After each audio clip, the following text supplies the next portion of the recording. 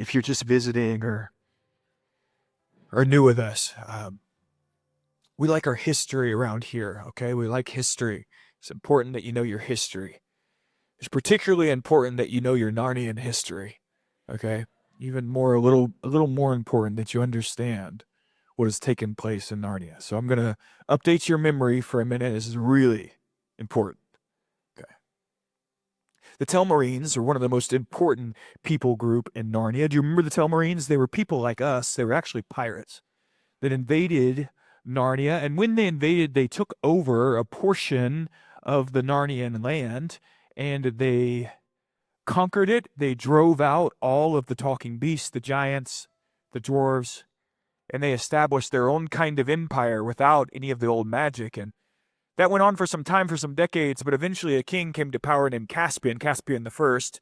Caspian the First had an encounter with Aslan. At his encounter with Aslan, he repented of the way in which the talking beasts and the dwarves, the giants, the trees were treated. And so he reestablished a kind of peace and harmony that existed between the Telmarines and the Narnians under Caspian the First. But after Caspian the First died, it kind of all happened again. The Telmarines went right back to their dominance and their driving out of all of the old magic. And so years later, Caspian the Eighth, literally decades later, Caspian the Eighth was murdered by his brother, King Miraz. He would become king. King Miraz had a hunger for power, but Miraz didn't have a son. He didn't have an heir, and so he left Prince Caspian, Caspian's son. He left him to be his heir if he was never to have a son. And so Prince Caspian was trained. He was taught every day by a man named Cornelius. Now, Cornelius was tricky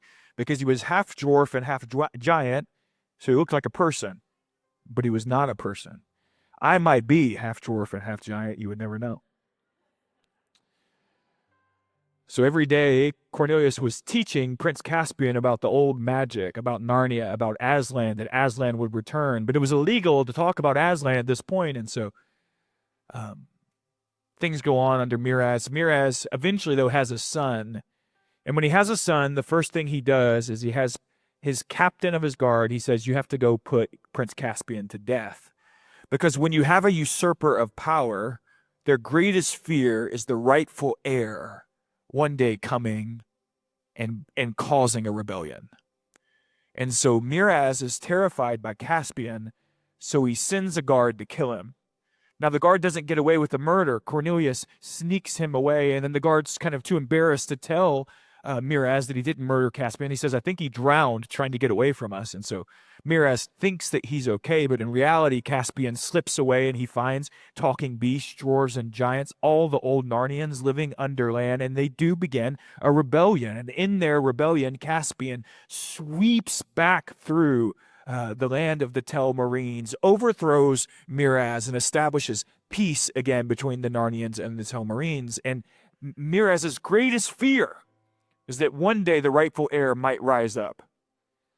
And that principle is actually all through our history, okay? So, for instance, Alexander the Great, he dies really young, right? We think he was 32 or 33. We don't know how he died. He was at some kind of banquet. They think he might have got ill or maybe some kind of food poisoning. They're not totally sure. But when Alexander the Great dies, they keep his only son alive for a time, believing that one day he may be king. But of course, there are rival generals that rise to power, and the first thing they do is they murder Alexander the Great's child quietly. And so this is actually a theme through all of history. Usurpers' greatest fear is the rising of the rightful heir. Now, the Apostle John tells this story in a really weird apocalyptic way. And I know that's what you came to this Christmas Eve service for, was to hear me read from Revelation. And so here we go.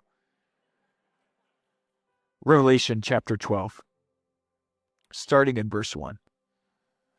The Apostle John said, And a great sign appeared in heaven.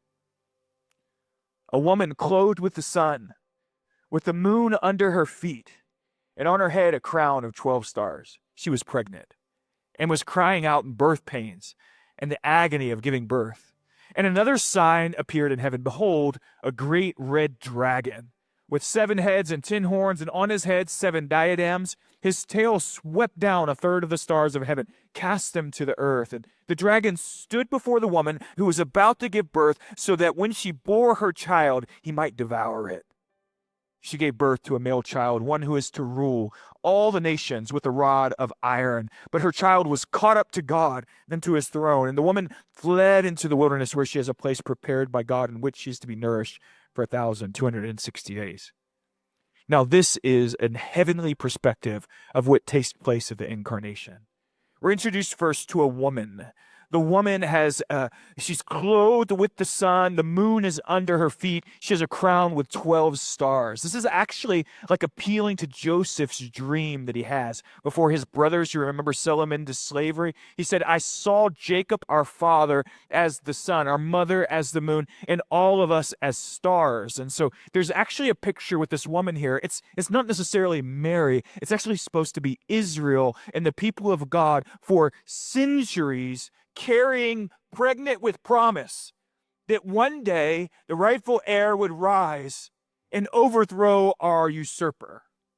Well, who then is the usurper? There's the next question. But anyway, the woman she's crying out in pain and agony. And the concept is that for all of those decades, as Israel's persecuted and as the people of God are in Egypt and they're crying out, what are they crying? They're crying, God, deliver us. Send the deliverer, send the seed of Eve that will crush our enemy, our usurper, the serpent's head.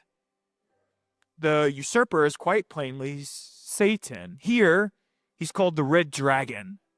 That's filled with biblical imagery. He's leaning on Daniel heavily, but the idea is that this red dragon arises from the depths of the sea's chaos. And this dragon is in some way a usurper who has established himself as the prince of the world. And so the dragon has 7 heads. And most scholars, commentators see, and they're, again, appealing to Daniel, see here the idea that each head of the dragon is a nation or an empire that's crushing God's people. So Egypt maybe is a head of the dragon, and Babylon and Persia and Greece and Rome. These heads are empires that are demonically motivated, and they're crushing God's people because they're resisting the rightful heir. They don't want the woman to bear the son who will then cause an uprising that will overthrow the ancient serpent, the great red dragon. So the great red dragon follows the woman around. He's actually, when you look at the text for a while, he's paranoid. He's got 7 heads and 10 horns and 7 diadems. Those are crowns. And he's kind of boasting that he is the king of the world, that everything belongs to him. With his glee and this pride, he's dressed himself in glory. Look at me, the rightful king, the red dragon boasts, but he's so afraid of the woman that he's just following her around in paranoia, waiting for if she ever bears a son who might be the rightful heir so that he could pounce. And so we see, like in Egypt, right, Pharaoh's killing all the baby boys. That's part of the dragon's paranoia. In Esther, Haman wants all the Jews dead. It's part of the dragon's paranoia. When Herod says in the days of Jesus, kill all the baby boys. I don't want any man, the prophecy that there would be a son from Bethlehem rising. I don't kill all the baby boys. That is the dragon's paranoia. So the dragon's afraid, deeply anxious about the idea that one day that woman might bear a son. The text says he follows her around with his mouth open, waiting to devour. But we're not told how in John's heavenly vision, but it's quite clear that he misses. Because it says that the child is born, one who is to rule all nations with a rod of iron, and then he's caught up to the throne. That's the idea of the ascension. So this is fun, okay? So just hang with me for 3 minutes. When he says the child is born that will rule the nations with a rod of iron, he's actually appealing to Psalm chapter 2. Okay, in Psalm 2, verse 1 through 8, let me read it to you. It's super important. It says, "Why do the nations rage and the people plot in vain against the Lord and against his anointed? The kings of the earth set themselves and the rulers take counsel." The concept there is that nations are strategically, with demonically motivated intention trying to resist the coming of the anointed. They take counsel together. Let us burst their bonds apart and cast their cords from us. Verse 4, he who sits in heaven watches them plot and plan on how they're going to overthrow the rightful heir, and heaven sits there and laughs. Heaven holds them in derision. And then he, the Father, will speak to them in his wrath and terrify them in his fury. As for me, I've set my king on Zion, my holy hill. I will tell of the decree. The Lord said to me, you are my son. Today I've begotten you. Ask of me, I'll make your nations your heritage, and the ends of the earth shall be your possession. You shall break them with what? With a rod of iron, and dash them in pieces like the potter's vessel.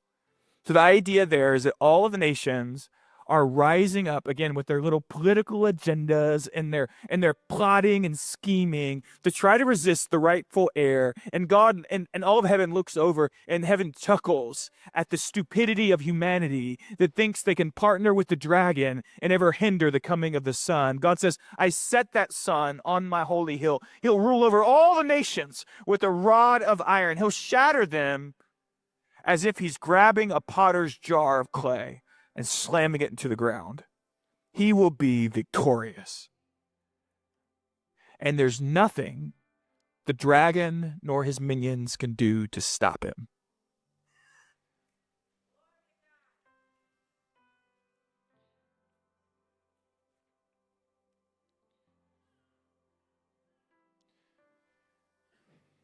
There's an element of the incarnation. There's an element of Christmas from a heavenly perspective, right? From John's angle, that is totally militaristic.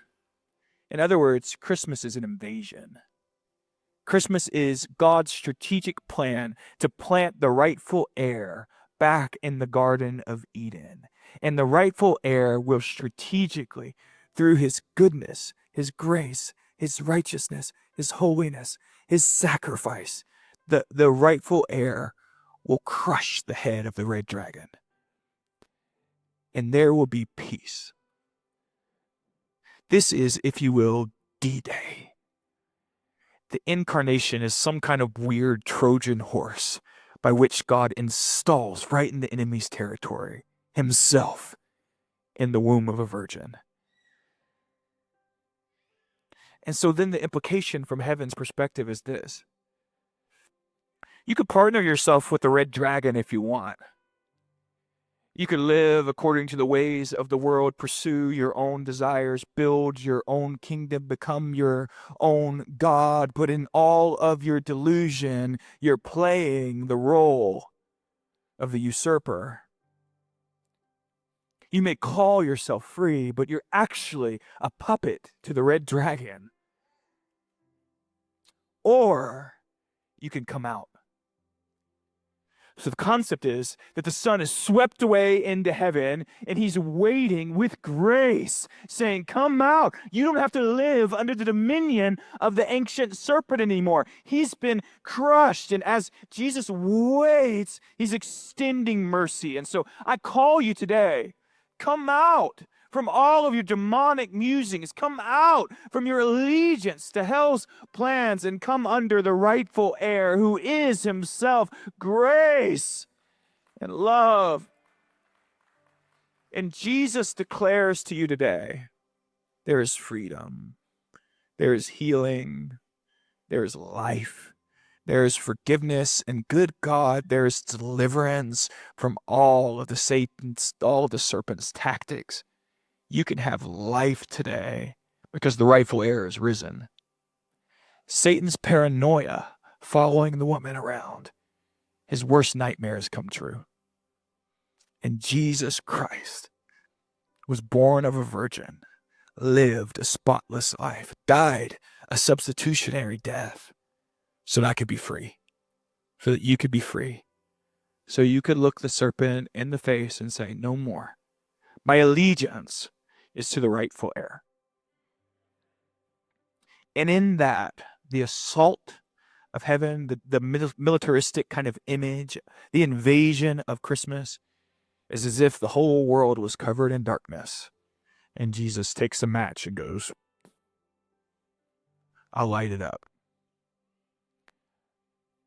The darkness is overcome by the coming of the rightful heir.